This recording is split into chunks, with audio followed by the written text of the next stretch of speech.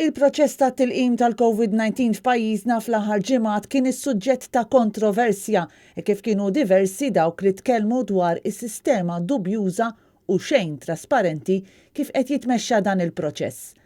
Dan kien wassal saħansitra biex il-kap tal-Partit Nazzjonalista Bernard Grech jitlob li ssir inkjesta ħalli jkun stabbilit jekk dan il-proċess hux miexi kif suppost. Jiġifieri li dawk li kellhom jingħataw prijorità fit-tilqim mhumiex qed jinqabżu minn persuni li m'għandhomx l-istess urġenza.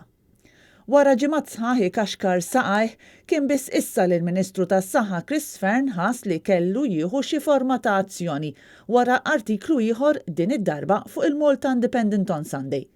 Id-Deputat Prim Ministru spiċċa saħansitra jikkuntattja lill-edituri ta' din il-gazzetta kif fl-artiklu li der il-ħadd ġie żvelat li 3 ħaddiema tal-Independent kienu ġew avviċinati minn 3 persuni differenti u l-koll ġew offruti l-opportunità li jitpoġġew fuq lista ta' priorità, bażikament biex jaqbżu l-kju.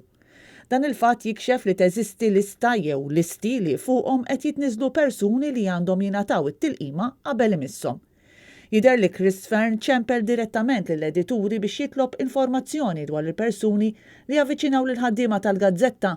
Madankollu u kif inhu dmir tal-ġurnalisti, l-edituri għamlu ċara li mhux se jikxfu lil dawk li huma referew għalihom bħala middlemen f'dan kollu. Aktar ma jgħaddi żmien aktar qed jidher evidenti li hemm min l-interess tiegħu u li f'dan il-proċess kollu it-tilqima tintuża bħala mod kif wieħed isirlu pjaċir jew jinqeda qabel ħaddieħor. Fl-istess waqt li għad għandek eluf ta' persuni anzjani u vulnerabbli li għadhom ma rċevewx l-appuntament tagħhom.